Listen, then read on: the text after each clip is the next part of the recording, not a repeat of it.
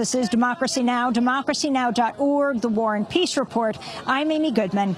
We are broadcasting from the Swedish city of Visby on the island of Gotland, located about 60 miles off the southeastern coast of Sweden in the Baltic Sea.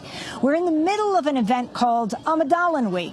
It's a week-long political festival, perhaps unlike any other in the world. Over 25,000 people are gathering here on Sweden's largest island to hear political speeches and take part in seminars. Every Swedish political party is represented here, from the Social Democrats to the Greens to the Feminist Initiative Party. Hundreds of political organizations are also here for this huge open-air democracy festival. Well, we begin today's show looking at Sweden's place in the world. We begin with Brian Palmer. He teaches at Uppsala University, Sweden's oldest university, founded in 1477. He's the co-author of a new book published here in Sweden titled 101 Historical Heroes. Brian, we welcome you to Democracy Now! Explain what's happening here this week. You're right that this is a truly unique festival. 28,000 people from all parts of the political spectrum who are here to debate the future of this society, to debate international questions. There's no entrance fee. Anyone can show up. And it's a festival that other countries are trying to copy in various ways, in Norway, in Denmark, even in South Korea. We don't have anything like it in the United States. We have conventions, Democrat, Republican, maybe Green, but they're usually warring with each other, though they agree on some fundamental issues. Exactly. We don't have gatherings that bring together people from left and right that are open to everyone in the way that this is. The elections will be taking place in September. Can you talk about their significance? Are we going to see a change of party here? And for people outside Sweden who don't know the political landscape. Today we have a right-of-center coalition that we will probably see replaced by a more progressive coalition.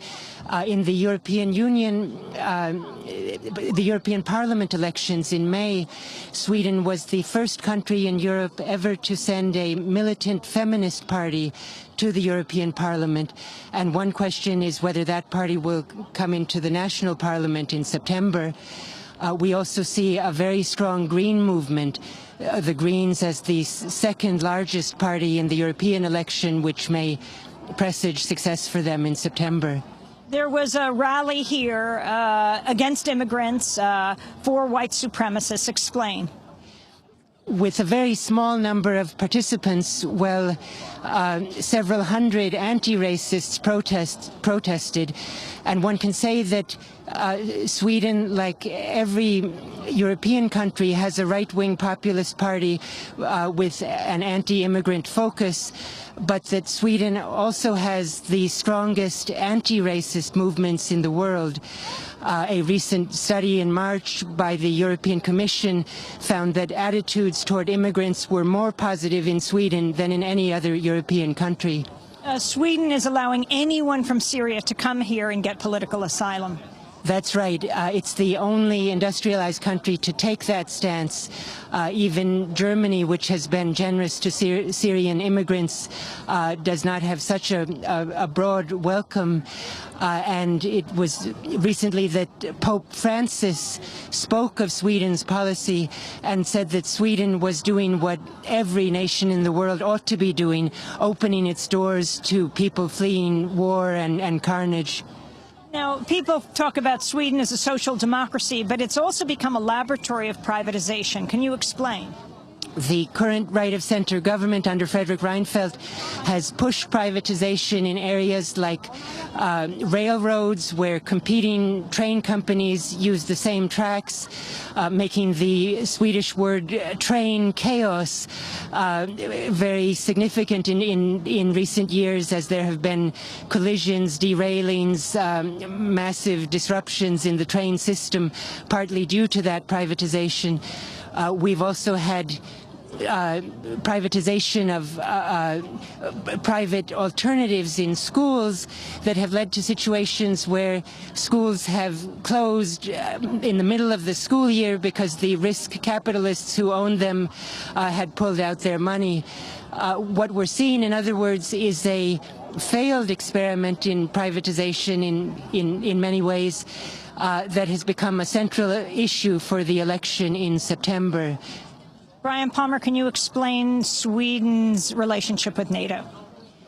60% of Swedes in polls say that they do not want Sweden to become a member of NATO.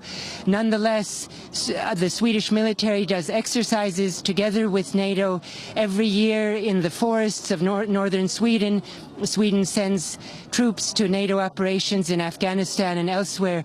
So we are a de facto member of Sweden against the wishes of most of the population. Finally, in your book, 101 Heroes, and you name some heroes here in Sweden. Can you tell a global audience who they are?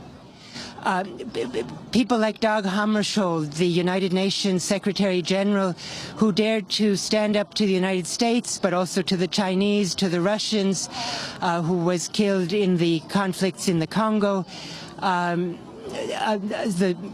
Referencing the Swedish tradition of diplomacy and peacemaking that today makes Sweden the largest supplier of volunteers in the occupied territories of Palestine, where young people go to be nonviolent witnesses and thereby try to lessen the level of violence from Israeli soldiers. Well, we're going to leave it there for now. We have a lot of people to speak to. Thank you very much to our guest, Brian Palmer, social anthropologist. He teaches at Uppsala University in Sweden, author of a book on 101 people who've risked their lives for peace, justice, and human rights, which has an English version forthcoming, formerly taught at Harvard University in Cambridge, Massachusetts. When we come back, we're going to be speaking to the Archbishop of Sweden. She is the first female Archbishop of Sweden. Her issue, climate change. Stay with us.